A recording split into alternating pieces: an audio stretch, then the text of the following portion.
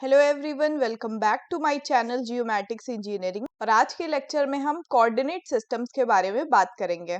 तो लेक्चर को शुरू करते हैं। तो सबसे पहले बात करते हैं अर्थ के बारे में। तो हमारा अर्थ जो है ये बहुत ही कॉम्प्लेक्स सिस्टम है और इस पे जो है मिलियंस ऑफ लोकेशंस पॉइंट्स जो है अवेलेबल हैं, जिनको जो है हमें एक्यूरेटली लोकेट करना होता है अर्थ सरफेस पे, और जिसके लिए जो है कोऑर्डिनेट सिस्टम्स बनाए गए। तो कोऑर्डिनेट सिस्टम क्या होता है? कोऑर्डिनेट सिस्टम के अंदर में जो है लैटिट्यूड और लॉन्गिट्यूड वैल्यूज को जो है जियोग्राफिकल लोकेशंस पे असाइन किया जाता है, कोऑर्डिनेट सिस्टम्स कहते हैं। कोऑर्डिनेट सिस्टम्स को जो है दो ब्रॉड कैटेगरीज में बांटा गया है, कर्वीलिनियर और रेक्टेंगुलर में। तो सबसे पहले बात करते हैं कर्वीलिनियर कोऑर्डिनेट सिस्टम की। तो कर्वीलिनियर सिस्टम जो है ये एंगुलर मेजरमेंट्स का यूज करता है from the origin of the earth, positions को डिफाइन करने के लिए, अर्थ सरफेस की पोजीशन को डिफाइन करने के लिए जो है कर्वीलिनियर सिस्टम एंगुलर मेजरमेंट का यूज करता है। और जियोग्राफिक कोऑर्डिनेट सिस्टम जो है कर्वीलिनियर सिस्टम का ही एक एग्जांपल है। इसके बाद अगला जो टाइप है वो है रेक्टेंगुलर सिस्टम। तो रेक्टेंगुलर सिस्टम जो होता है ये डिस्टेंस मेजरमेंट सिस्टम यूज करता है पोजीशंस को डिफाइन करने के लिए।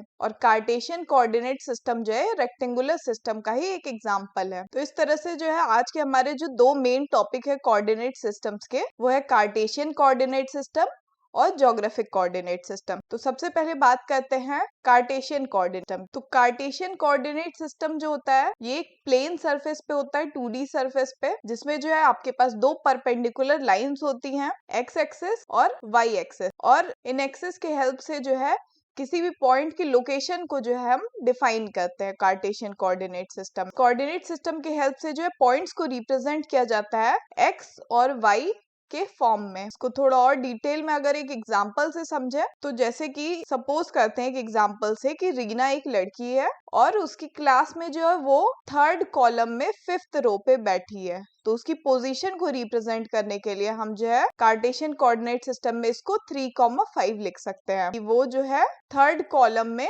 और 5th रो पे 1 4 5 यहाँ और यहाँ, ये जो है इसकी पोजीशन को डिफाइन कर देते हैं हम जब। तो इस तरह से जो है किसी पॉइंट की लोकेशन को डिफाइन करने के लिए कार्टेशियन कोऑर्डिनेट सिस्टम का यूज किया जाता है। ऐसे ही कुछ और एग्जांपल्स को देखें तो जैसे कि ये कुछ 4 पॉइंट्स है जिन्हें कि हमें कार्टेशियन कोऑर्डिनेट सिस्टम के प्लेन पे जो है लोकेट करना है। तो यहाँ पे 2, 3, -3, 1, -1.5, -2.5 एंड 0, 0। उससे पहले हम ये जान लेते हैं हमारा जो कार्टेशियन कोऑर्डिनेट सिस्टम होता है इसमें 4 क्वाड्रेंट होते हैं, फर्स्ट, सेकंड, थर्ड और फोर्थ। और इसके जो सिंबल्स होते हैं प्लस माइनस के, वो क्या होते हैं? तो पहला जो क्वाड्रेंट सिस्टम होता है ये हमारा पॉजिटिव पॉजिटिव होता है, दूसरा जो होता है ये नेगेटिव पॉजिटिव होता है, तीसरा जो होता है ये नेगेटिव नेगेटिव होता है, और चौथा जो होता है ये पॉजिटिव और नेगेटिव होता है। इसको आप ऐसे भी पता कर सकते हैं, ये जो है हमारा ये पॉजिटिव एक्सिस है और ये भी जो है ये पॉजिटिव एक्सिस है, ये नेगेटिव एक्सिस है और इस साइड में भी नेगेटिव एक्सिस। ये पॉजिटिव पॉजिटिव मिलके प्लस प्लस, यहाँ पे जो है नेगेटिव पॉजिटिव मिलके माइनस प्लस, ये नेगेटिव नेगेटिव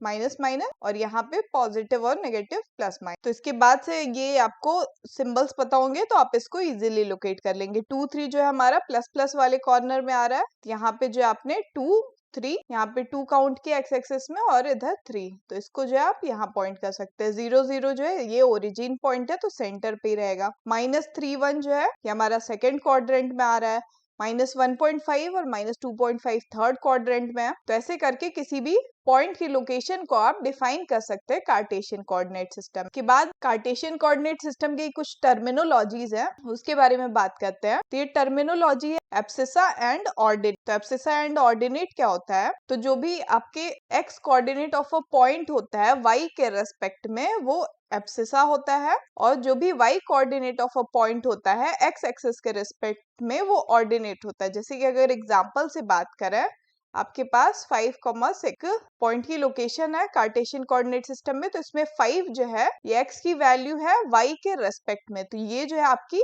एब्सिसा है, और 6 जो है ये y की वैल्यू है x के रेस्पेक्ट में, तो ये जो है आपकी ऑर्डिनेट है। ये दो टर्मिनोलॉजीज है कार्टेशियन कोऑर्डिनेट सिस्टम से रिलेटेड। के बाद अगला टॉपिक जो है वो हमारा है जियोग्राफिक कोऑर्डिनेट सिस्टम। तो जियोग्राफिक कोऑर्डिनेट सिस्टम जो होता है ये 3 डायमेंशनल सरफेस पे यूज किया जाता है, जैसे कि हमारा अर्थ सरफेस जो कि एक 3 डायमेंशनल सरफेस है, ग्लोब है।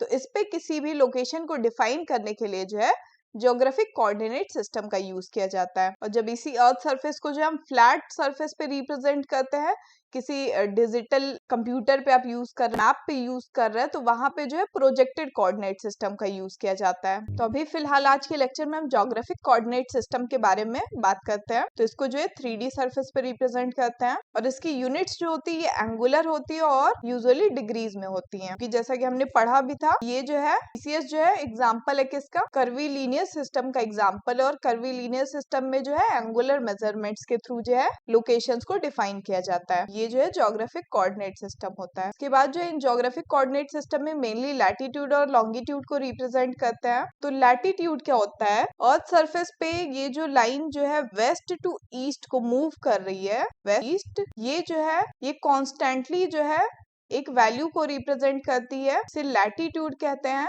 और ये नॉर्थ डायरेक्शन साउथ डायरेक्शन जो है ये लाइन मूव करती है और इसे जो है पैरेलल्स भी कहते हैं। और ये लोकेशन जो है इक्वेटर से, जिसे जो है 0 डिग्री से भी लोकेट किया जाता है, जो कि अर्थ सरफेस को जो है 2 हाफ पार्ट्स में डिवाइड करती है। तो इस इक्वेटर के जो नॉर्थ वाला पार्ट है ये 0 to +90 डिग्री को रिप्रेजेंट करता है और इक्वेटर से जो साउथ वाला पार्ट है ये 0 से -90 डिग्री को रिप्रेजेंट करता है। और ये लाइंस जो लैटिट्यूड को रिप्रेजेंट करती है, जिन्हें हम पैरेलल्स के नाम से भी जानते हैं। इसके बाद अर्थ सरफेस में ये जो दूसरी वर्टिकल लाइंस होती है, इन्हें हम लॉन्गिट्यूड्स के नाम से जानते हैं, जिसे मेरिडियंस भी कहा जाता है। और इस मेरिडियन में जो लाइन जो ओरिजिन लाइन होती है, जो 0 से स्टार्ट होती है, इसे जो है प्राइम मेरिडियन कहा जाता है। और इस प्राइम मेरिडियन में जो है, प्राइम मेरिडियन के पॉजिटिव साइड में, जो ईस्ट साइड में जो है ये 0 to 180 डिग्री तक एक्सटेंडेड है। और इस प्राइम मेरिडियन के ऑपोजिट साइड में, वेस्ट साइड में जो है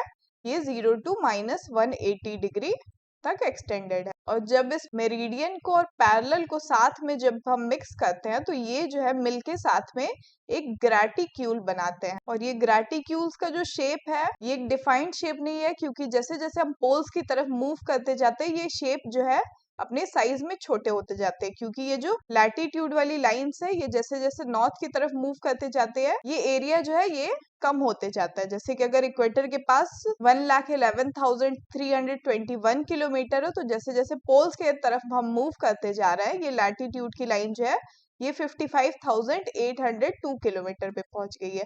तो इसीलिए जो है ग्रेटिक्यूल्स का एग्जैक्ट शेप एंड साइज नहीं है, ये इक्वेटर से पोल्स की तरफ जो है इनका साइज डिफर करता है। अब इसके बाद बात आती है कि ये जो ग्रेटिक्यूल्स है ये किसके रेफरेंस में बनाई गई, इन लैटिट्यूड और लॉन्गिट्यूड्स को ये कहाँ से आई है, किसके रेफरेंस से बनाया गया है। तो अगर रेफरेंस की बात करते हैं तो सबसे पहले बात करते हैं अर्थ सरफेस के। तो अर्थ सरफेस जो है हमारा, इसके शेप की बात करते हैं तो इसके शेप जो है वो स्फेयर शेप है। स्फेयर शेप क्यों है, क्योंकि अर्थ का शेप जो है पोल्स के अलोंग जो है इसका एक्सिस जो है माइनर है और इक्वेटर के अलोंग जो है इसका एक्सिस मेजर है। लॉन्ग डिस्टेंस है इक्वेटर पे और पोल्स के अलोंग जो ये एक्सिस है यहाँ से थोड़ा अर्थ हमारा जो है चपटा है। तो इसलिए ये जो है ये एक ओवल शेप का हो गया। और चूंकि हम ग्लोब की बात कर रहे हैं, 3D की बात कर रहे हैं, तो ये एक स्फेराइड हो गया। तो अर्थ का जो एग्जैक्ट शेप है इसे जो है ऑब्लेट स्फेरॉइड के नाम से जाना जाता है। ये एक इम्पोर्टेंट क्वेश्चन भी है कि अर्थ का जो शेप है वो कैसा है। ये ऑब्लेट स्फेरॉइड, जब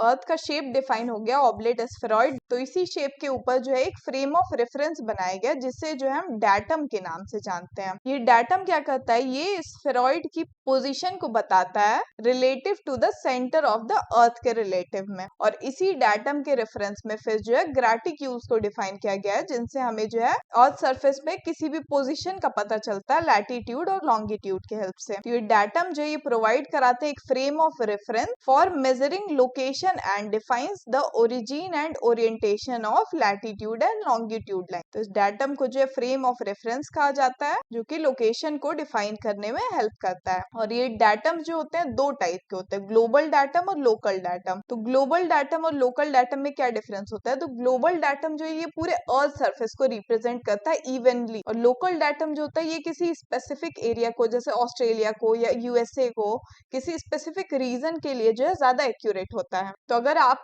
किसी लोकेशन को रिप्रेजेंट कर रहे हैं, अगर आप किसी लोकेशन को जो है अलग अलग ग्लोबल डाटम में रिप्रेजेंट कर रहे हैं और सेम लोकेशन को लोकल डाटम में रिप्रेजेंट कर रहे हैं, तो अगर आप एक मैप सरफेस में दोनों लोकेशंस को देखेंगे अलग अलग डाटम्स में, ये जो है पोजीशंस डिफर करेंगे। एग्जैक्ट पोजीशन का पता होने के लिए कौन से डाटम का यूज हो रहा है उस लैट लॉन्ग में, वो पता होना ज्यादा जरूरी है। ग्लोबल डाटम का जो एग्जांपल है वो world geodetic system, international terrestrial reference system, ये जो ग्लोबल डाटम्स के एग्जांपल्स हैं। लोकल डाटम्स की बात करें तो नॉर्थ अमेरिकन डाटम जो है 1983 और यूरोपियन टेरेस्ट्रियल रेफरेंस सिस्टम जो है ETRS 89, ये जो है लोकल डाटम्स है। तो जनरली जो डाटम यूज किया जाता है वो ग्लोबल डाटम यूज किया जाता है, क्योंकि ये जो है पूरे वर्ल्ड के लिए जो है डिफाइंड है। अब इस ग्लोबल और लोकल डाटम के बीच का डिफरेंस समझने के लिए एक एग्जांपल से बात करें तो जैसे कि ये एक इमेज है, ये इमेज जो है, ये इमेज रिप्रेजेंट करिए आप किसी रेस्क्यू टीम में गए हुए हो और यहाँ पे ये आप देख रहे होगे बी वाली लोकेशन जो है माउंटेनियस रीजन है, ए वाली लोकेशन जो है ये खाई वाली रीजन है, यहाँ पे डेप्थ है। तो रेस्क्यू टीम में आप गए हो, कोई जो है खो गया है, अब खो गया तो उसके फोन से आपको लोकेशन मिली, उस इंसान की जो लोकेशन मिली। अब इस लोकेशन को जो आपने दो अलग अलग डाटम्स में लोकेट करने की कोशिश, जिसकी वजह से होगा क्या कि जब तक आपको पता नहीं होगा कि एग्जैक्ट वो लोकेशन जो है किस डाटम में रिप्रेजेंट हो रही है, ये अलग अलग डाटम में है, अलग अलग लोकेशन पे जो है आपको ये सेम कोऑर्डिनेट आपको इसके जैसे 76 28 इसमें भी दिख रहा है, उसमें भी दिख रहा है 76 28 बी लोकेशन पे भी, पर ये अलग अलग डाटा में रिप्रेजेंट किए गए हैं। तो इनकी पोजीशंस जो भी है मैप पे आप जब देखेंगे तो डिफर करेगी, तो पता नहीं चलेगा आपको कि खोया हुआ आदमी जो है ऊपर सरफेस पे या खाई में गिरा हुआ है। तो उसके लिए आपको जरूरी है ये पता होना कि कौन से डाटम का यूज कर रहे हैं आप किसी भी लोकेशन को रिप्रेजेंट करने के लिए। ये तो था डाटम के बारे में और जियोग्राफिकल कोऑर्डिनेट सिस्टम के बारे में। तो आज के इस लेक्चर में जो है हमने कार्टेशियन कोऑर्डिनेट सिस्टम और ज्योग्राफिक कोऑर्डिनेट सिस्टम के बारे में बात की है। इसके बाद जो है अगले लेक्चर में हम प्रोजेक्टेड कोऑर्डिनेट सिस्टम के बारे में बात करेंगे कि जब उस ज्योग्राफिक कोऑर्डिनेट सिस्टम को 3D से 2D में रिप्रेजेंट करते हैं, हम उस ग्लोब को एक प्लेन पेपर पे रिप्रेजेंट करते हैं, तब वहां पे कैसे प्रोजेक्शन सिस्टम्स का यूज किया जाता है उसके बारे में बात करेंगे। तो आप सबका इस वीडियो में बने रहने के लिए बहुत बहुत धन्यवाद। Thank you very much.